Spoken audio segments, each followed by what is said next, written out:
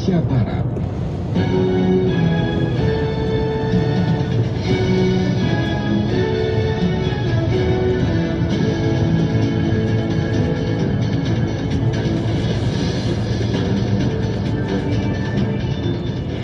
Selamat pagi pendengar dari Medan Merdeka Barat 405 Jakarta. Inilah Radio Republik Indonesia dengan Warta Berita Pagi. Pemerintah sedang menyusun kebijakan antisipasi libur panjang yang tentunya tidak akan terlepas dari prinsip kehati-hatian. Pembukaan pintu masuk internasional tersebut pun akan tetap memperhatikan pemenuhan syarat perjalanan dan mekanisme screening setelah masuk di Indonesia. Partai Buruh adalah kebangkitan kaum buruh untuk memperjuangkan hak-hak mereka di parlemen.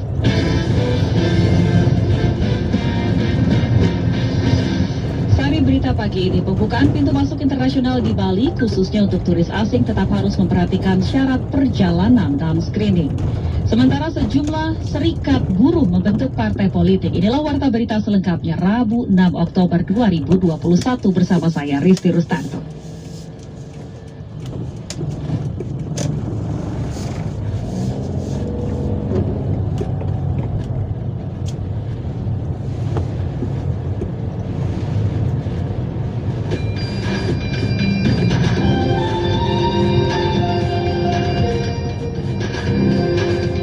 Mengawali Warta Berita pagi ini kami sampaikan sekilas berita.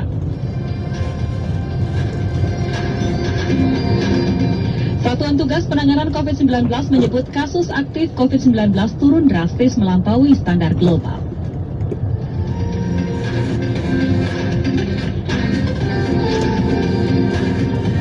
PT Angkasa Pura I Persero atau AP1 menyebutkan terjadi kenaikan tren penumpang pesawat dan lalu lintas pesawat jelang penerbangan internasional yang akan dibuka pada 14 Oktober mendatang.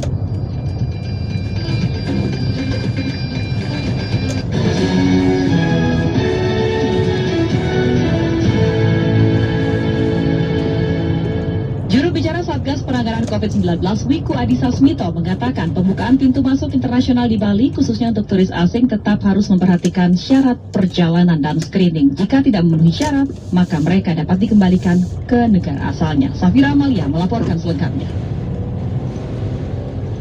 Apabila tidak memenuhi persyaratan, akan diminta untuk pulang ke negara asalnya.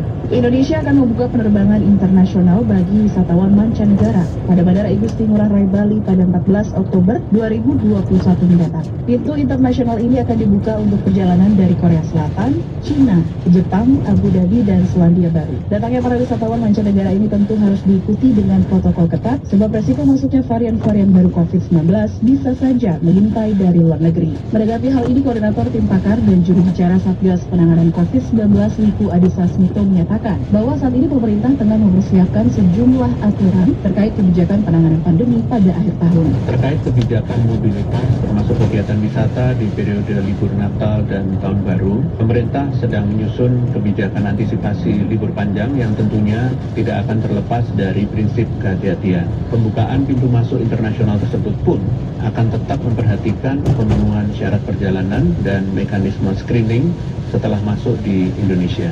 Lebih lanjut, Wiku menegaskan pemerintah akan tetap memastikan bahwa para pelaku perjalanan internasional tersebut benar-benar menerapkan protokol kesehatan yang ketat. Apabila terdapat sejumlah syarat yang tidak dipenuhi, maka akan ditolak masuk ke Indonesia dan diminta kembali ke negara asal. Apabila tidak memenuhi persyaratan, akan diminta untuk pulang ke negara asalnya. Satuan tugas yang berada di Bandar Ngurah Rai harus mempersiapkan diri sebaik-baiknya sebelum bandara kembali dibuka.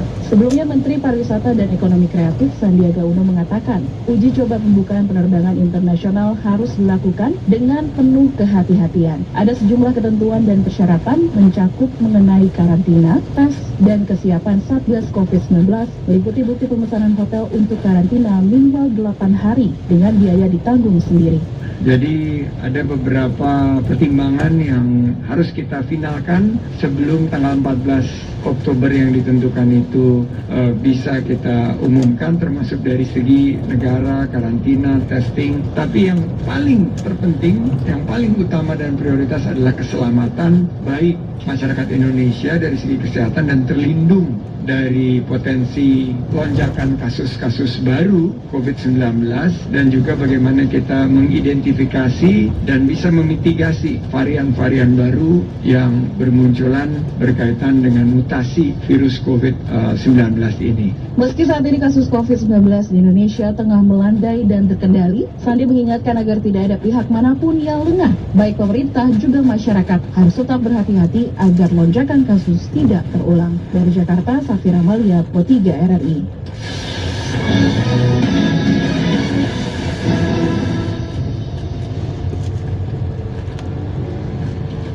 Terima kasih Anda masih menyimak Warta Berita Produksi Pusat Pemberitaan Program 3 Radio Republik Indonesia. Merasa aspirasinya tidak pernah terwakili di parlemen, sejumlah serikat buruh membentuk partai politik. Namun pengamat menilai jumlah massa buruh yang besar belum tentu membuat partai buruh lolos dalam pemilu nanti. Informasi ini kami hadirkan dalam sesi laporan khusus Pro3 bersama Agus Wijananto.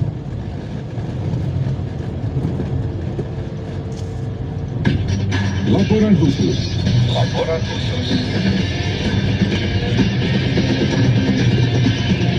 Laporan khusus.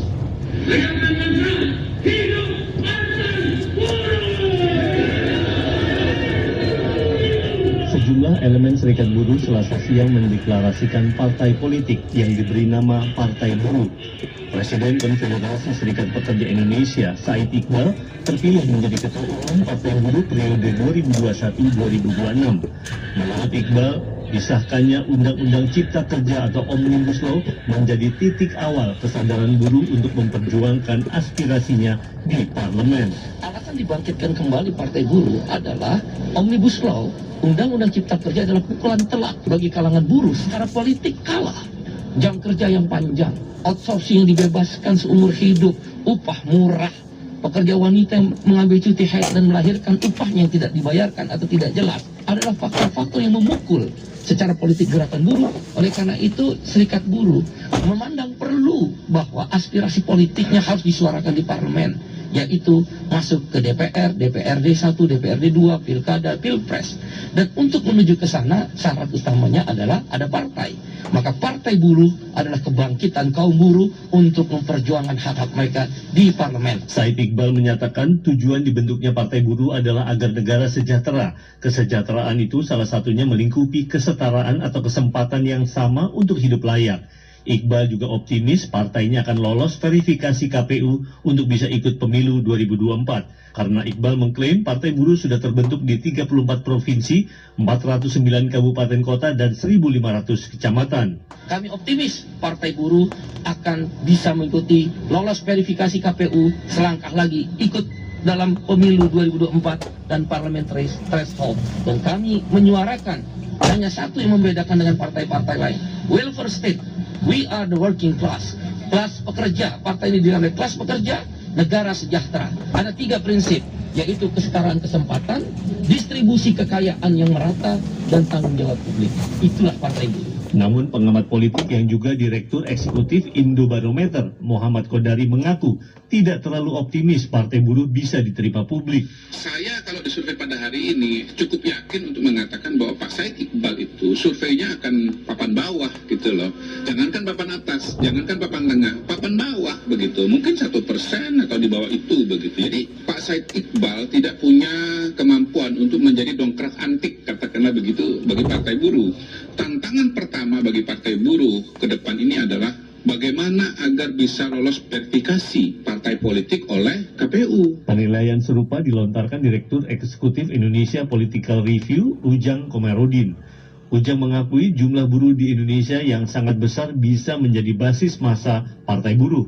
Tapi menurut Ujang, bila suara buruh terpecah, maka Partai Buruh tidak akan berarti apa-apa. Kalau Bang Said Iqbal secara matematis berhitung, iya jumlah buruh luar biasa banyak. Kalau jumlah buruh, nelayan, petani, dan lain sebagainya, iya. Secara matematis, ya hitungannya bisa besar perolehan suaranya dan bisa menang gitu dalam konteks itu. Nah inilah sebenarnya yang paling penting bagi Bang Said adalah mempersatukan kekuatan buruh itu. Nah kalau itu sudah menjadi satu, wah itu menjadi sebuah kekuatan besar dan itu akan menjadi partai yang diperhitungkan. Tetapi kalau buruhnya tidak bersatu, bercerai-berai, ada di partai mana-mana, semuanya di partai.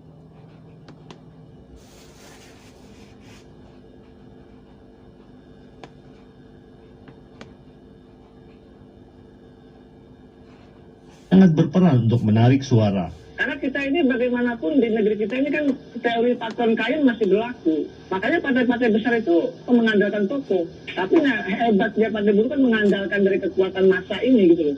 Ya ini menjadi hal yang unik bagi partai buruh. Tapi persoalannya perlu memang ada tokoh-tokoh yang sentral ya selain Bang Said Iqbal yang bisa menggerakkan kekuatan buruh itu menjadi sebuah aksi nyata pemenangan pemilu. Itu yang harus diperhatikan. Seperti partai-partai politik yang lain, Partai Buruh juga menyodorkan sejumlah janji dan program untuk mensejahterakan rakyat.